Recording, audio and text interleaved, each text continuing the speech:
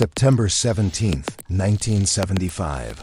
The church committee hearing room in Washington falls silent as CIA Director William Colby reaches under the witness table and produces something that should and exist in a democracy.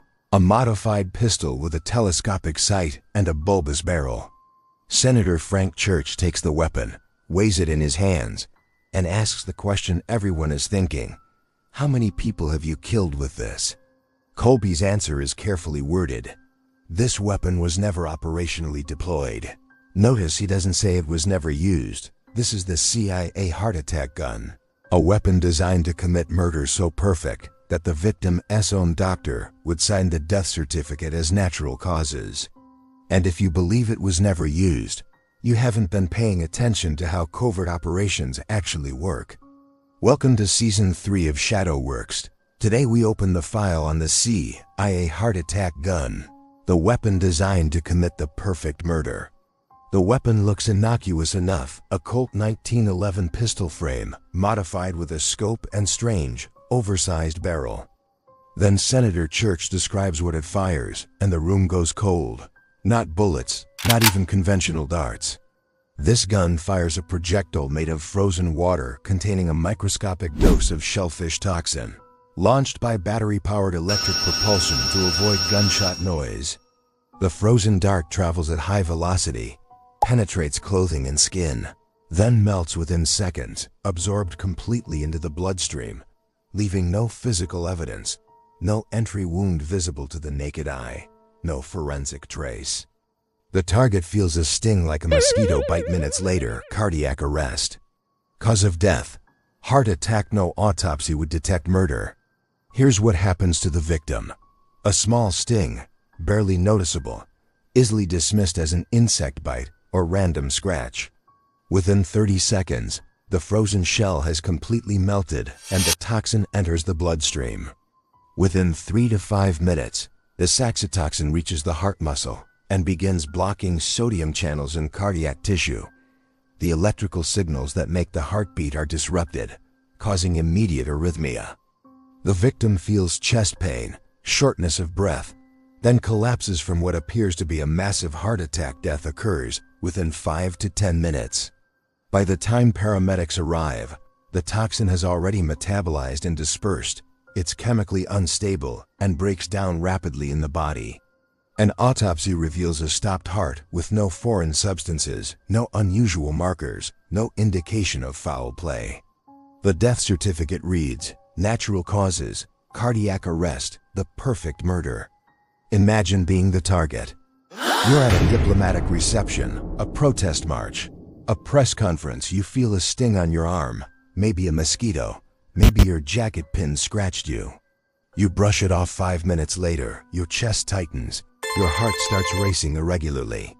You tell someone you don't feel well. They call an ambulance, but it's already too late. The paramedics arrive, try to resuscitate you, fail. You die before reaching the hospital. The autopsy shows cardiac arrest. Your family is told you had an undiagnosed heart condition. They grieve, they accept it. They never know you were murdered. That's the weapon's design, not just to kill, but to erase the crime itself. The choice of Saxitoxin was brilliant and horrifying. It is a naturally occurring neurotoxin produced by certain dinoflagellates and concentrated in shellfish during red tide algae blooms, the same poison that causes fatal shellfish poisoning in accidental cases every year. This gives the CIA plausible deniability. If somehow detected, it looks like natural food poisoning. But Saxitoxin is 1,000 times more lethal than cyanide. A dose measured in micrograms, millionths of a gram, is sufficient to kill an adult human. More importantly, it metabolizes quickly and leaves the body within hours, making post-mortem detection nearly impossible with 1970s forensic technology. The CIA Special Operations Division hired biochemist Mariam Bree specifically to find a poison that was undetectable, fast-acting, and mimicked natural death. She chose shellfish toxin because it paralyzes cardiac muscle, has no antidote, and disappears from the bloodstream before an autopsy can be performed. The weapon's engineering was decades ahead of its time. Instead of gunpowder, which produces noise, muzzle flash, and chemical residue, the pistol uses a battery-powered electromagnetic propulsion system, essentially a miniaturized railgun that accelerates the frozen dart to lethal velocity completely silently. No bang, no smoke, no shell casings left at the scene. The effective range is 100 meters, meaning an operative can stand across a street fire through a crowd, and the target won't even realize they've been attacked until symptoms begin. The telescopic sight ensures accuracy even at distance. And because the dart is frozen water, metal detectors don't work. The only detectable component is the microscopic toxin payload, easily concealed. An assassin could carry this weapon into a diplomatic reception, eliminate a target in a crowded room, and walk out while everyone assumes the victim is having a medical emergency. But here's where the story gets darker. During the Church Committee hearings, the 1975 congressional investigation into CIA abuses following, Watergate officials were asked directly, was this weapon ever used operationally? CIA Director William Colby's response is a masterclass in evasion. This weapon was developed but never deployed in the field. Not never used, not never fired at a human target, just never deployed. A carefully parsed phrase that means nothing. When pressed about the stockpile of Saxitoxin, the CIA had accumulated in direct violation of presidential orders to destroy all biological agents. Colby claimed it had been disposed of after being discovered during internal reviews. But investigators found that the CIA had been secretly maintaining the toxin stockpile for years after being ordered to destroy it. If they lied about keeping the poison, why would they tell the truth about the weapon? The real scandal emerged from what investigators found next. President Nixon had ordered the CIA to destroy all biological weapon stockpiles in 1969, a direct presidential order following the U.S. signing the Biological Weapons Convention. But in 1975, the Church Committee discovered that the CIA had secretly retained 11 grams of Saxitoxin and other lethal agents in a Virginia storage facility, hidden from oversight for 6 years. That's enough toxin to kill over 100,000 people. When confronted, CIA officials claimed they forgot it was there. They expected Congress to believe that the most sophisticated intelligence agency in the world simply forgot about enough biological weapons to depopulate a city. The message was clear.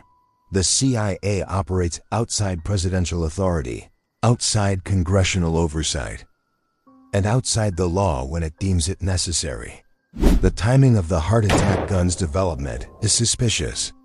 Between 1960 and 1975, the exact period when this weapon was being perfected, dozens of foreign leaders, dissidents, and persons of interest to the CIA died of sudden, unexpected heart attacks. CIA critic and journalist Jack Anderson alleged in 1971 that the agency had discussed assassinating him. He died in 2005 of heart complications. Panamanian leader Omar Torrijos died in a mysterious plane crash in 1981, but before the crash, he'd complained of feeling ill with heart palpitations. Ecuadorian President Jaime Roldós died similarly in 1981. Were these natural deaths, accidents, or something else? We'll never know, because the perfect assassination leaves no evidence to investigate. That's the entire point of the weapon. And here's the terrifying part. The heart attack gun shown in 1975 is half-century-old technology, and today's capabilities are exponentially more advanced. Modern poisons include nerve agents that mimic strokes, Novichok used on Sergei Skripal in 2018, radioactive isotopes that cause cancer, polonium-210, used on Alexander Litvinenko in 2006, and synthetic toxins designed in labs that do and exist in nature, and therefore can't be detected by standard autopsies. Delivery systems have miniaturized to the point of invisibility microdrones the size of insects. Contact poisons applied to doorknobs or steering wheels, aerosol sprays that require only seconds of exposure. The bulky 1975 pistol on display at the International Spy Museum is obsolete. What exists now is likely smaller, more lethal, and completely deniable. The CIA isn't going to show Congress their current assassination tools. They learned that lesson in 1975. The heart attack gun represents the ultimate evolution of state-sponsored murder. Death without evidence. Murder disguised as misfortune. Assassination that can't be proven even when everyone suspects it. It's not just a weapon, it's the end of accountability. When a government can kill anyone, anywhere, and make it look like natural causes, the social contract breaks down. How many dissidents, journalists, whistleblowers, and problematic individuals have died of sudden heart attacks, strokes, or unexplained illnesses over the past 50 years? We'll never know, because that the weapon design feature. The CIA showed Congress this gun in 1975 because they had to. They'd been caught. They didn't show Congress what came next, and they never will. The CIA perfected the undetectable assassination, a death that leaves no evidence and raises no suspicion. But they weren't alone in this research. While American intelligence developed frozen dart guns, Soviet intelligence was perfecting something even more audacious. A weapon disguised as an everyday object that could kill in broad daylight on a crowded street while witnesses watched and saw nothing suspicious. September 7, 1978, Waterloo Bridge, London. Bulgarian dissident Georgy Markov is waiting for a bus when he feels a sharp sting in his leg. He turns and sees a man picking up a dropped umbrella and apologizing in a foreign accent. 3 days later, Markov is dead from ricin poisoning. The umbrella murder, when the KGB turned a gentleman's accessory into an assassination tool, proving that the Cold War's deadliest weapons often looked completely harmless. Join us next time as we investigate the umbrella murder. Click here to subscribe. The files are open.